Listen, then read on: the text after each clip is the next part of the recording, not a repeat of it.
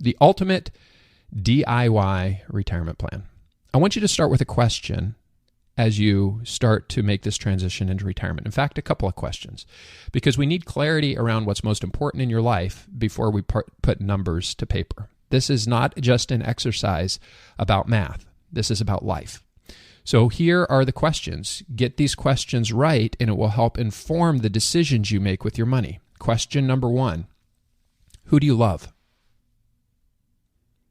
Question number 2, where will you go? Question number 3, what are the things you've always dreamed of doing? And question number 4, how have you contributed? Man, start with the important questions. We're going to shape a retirement plan that has to do with money around those things. My mentor, my friend Dean, passed away a couple of years ago, and I will never forget at his memorial, at his service, as I was standing there, as I was driving to the service, I was thinking, what am I going to talk about? This guy, one person, absolutely changed my life because he gave me an opportunity when he hired me, when he was the district manager for GE Financial. And he mentored me and he invested in me. And at the very end, I think the question that I came up with was, what really matters is who did you love and how did they know they were loved? Boy, if you start this retirement planning journey, really getting clarity around that, the impact, the lives you touched, it's going to be good.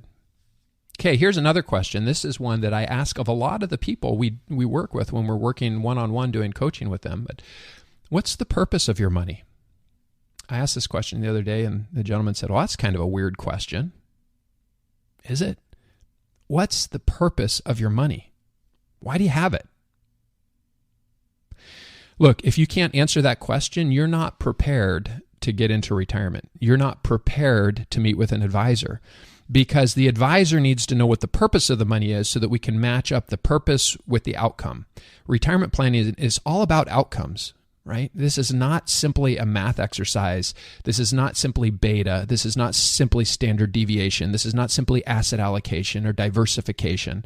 This is not how do we keep our fees as low as possible. It's how do we get the outcome that we're looking for. Did you live a good life? Did it mean anything?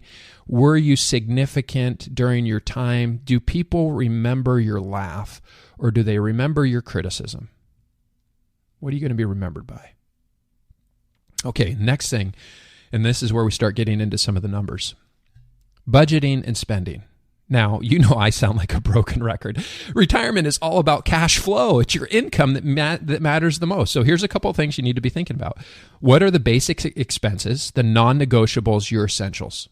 You have to have a minimum floor, a minimum amount of dignity that says you are going to be able to survive retirement. That has to be non-negotiable. I built the retirement budget calculator to help you have a better understanding of your spending. What are the extra expenses? What are the discretionary things? The Netflix, the travel. Which expenses will go away in the future? Maybe you're going to be entering into retirement with a mortgage that will be paid off at some point.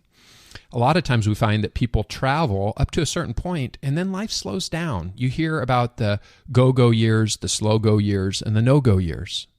Well, it's true. I know that all of us in our minds think of the way that we are today and project that into the future. But let me tell you, I walk life with a lot of real people. And times when people get to 80, sometimes 85, sometimes it's 90, they just don't have the desire to travel. They just want to eat well. They want to laugh with the grandkids. They want to take a nap in the middle of the day. They just don't want to have to deal with going through all the security, and they're just slowing down, and that's okay. But when will your spending adjust? Because if you're assuming that you're going to spend $10,000 a year adjusted for inflation every year for the rest of your life, and then that doesn't come to be, well, then it could make it look like you haven't saved enough money for retirement. So let's make sure that you're really understanding how your spending is and how it's going to change. Which expenses will increase in the future? Medical prescription drugs. Maybe you don't take any now, but maybe you will in the future. Maybe we need to be planning for that. How's inflation going to impact your spending? Look, we know inflation's real. The federal government says, the Federal Reserve has an inflation target. They want your spending to be worth less every year as you're making this transition into retirement. You have to assume that the dollars you spend today will not have the same purchasing power in the future. You have to assume that. It's a risk that you face. If you put all of your money in a high-yield savings account at the bank, you will lose to inflation.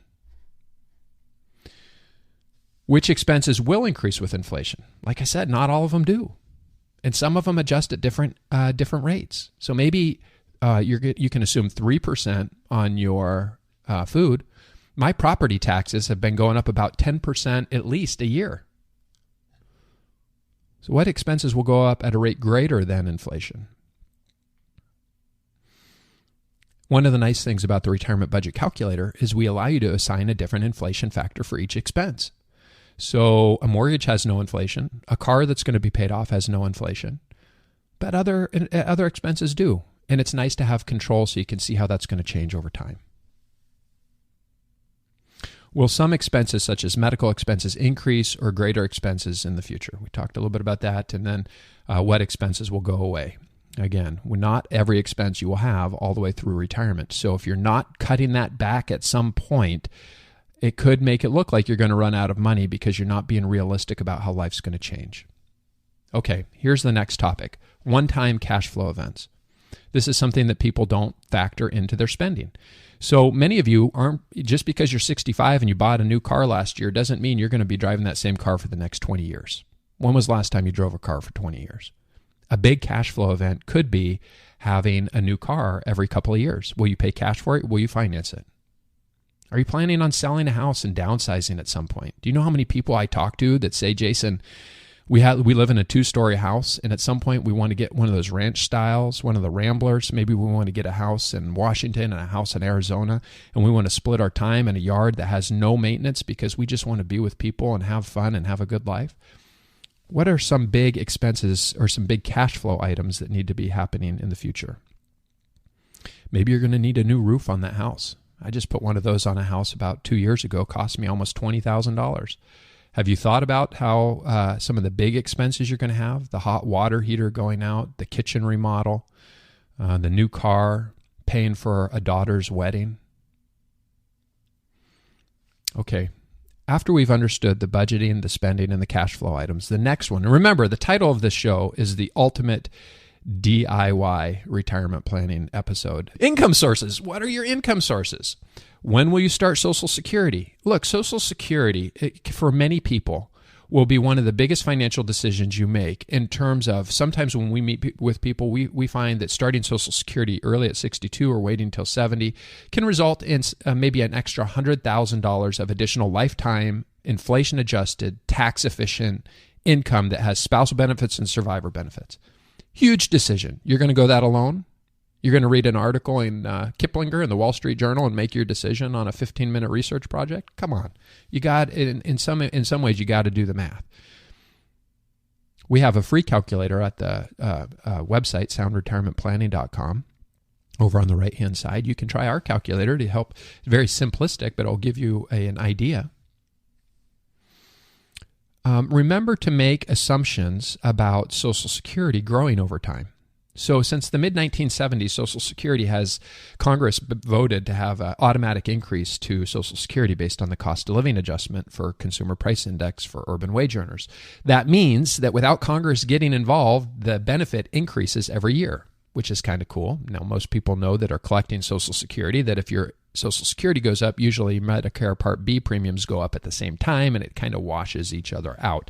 But it is inflation-adjusted income. Now, if you look historically, since this thing got started, inflation's been over 3.5%. That's how much benefits have increased since the mid-1970s on a year-over-year basis. The last 10 years, though, it's only been 1.5%. One of the things I'm always trying to teach people is to hope for the best, plan for the worst. So if you have to make a projection about how much you think Social Security is going to increase in the future, which is important, don't make light of inflation-adjusted income. Aim low. I like to say 1.5%.